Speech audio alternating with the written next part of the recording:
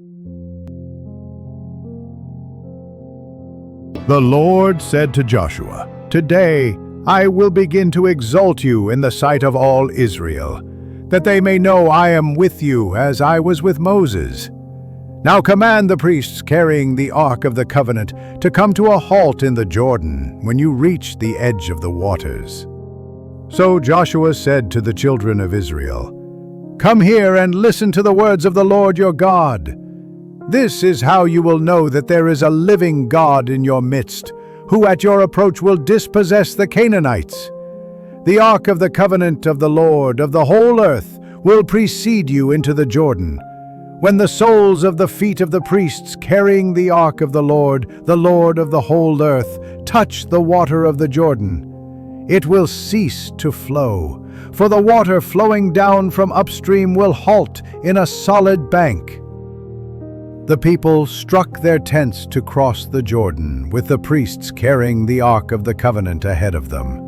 No sooner had these priestly bearers of the Ark waded into the waters at the edge of the Jordan, which overflows all its banks during the entire season of the harvest, than the waters flowing from upstream halted, backing up in a solid mass for a very great distance indeed from Adam, a city in the direction of Zarethan, while those flowing downstream toward the salt sea of the Arabah disappeared entirely.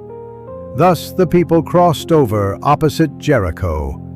While all Israel crossed over on dry ground, the priests carrying the Ark of the Covenant of the Lord remained motionless on dry ground in the bed of the Jordan until the whole nation had completed the passage.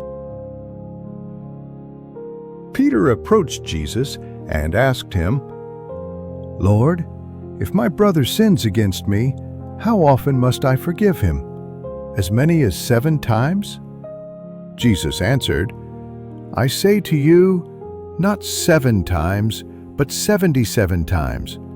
That is why the kingdom of heaven may be likened to a king who decided to settle accounts with his servants.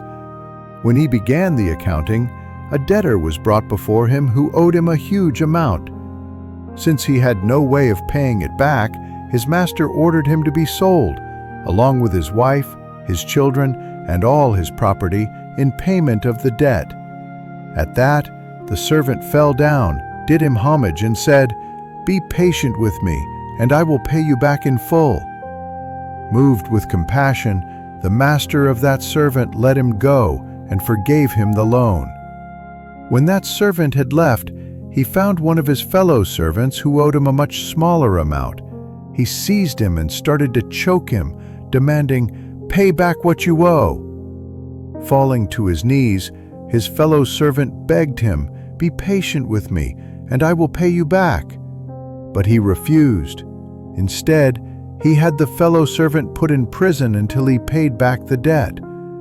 Now, when his fellow servants saw what had happened, they were deeply disturbed and went to their master and reported the whole affair.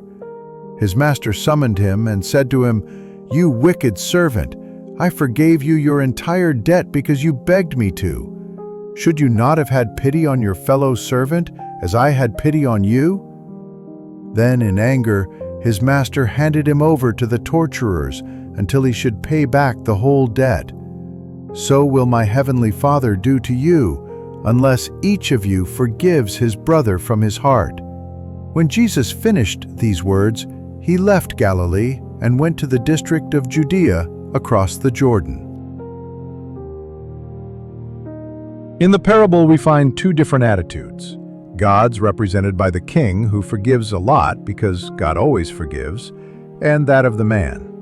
In the divine attitude, justice is pervaded with mercy, whereas the human attitude is limited to justice.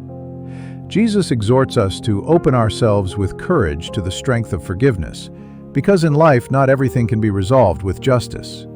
We know this.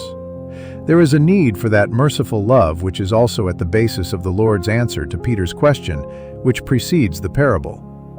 In the symbolic language of the Bible, this means that we are called to forgive always.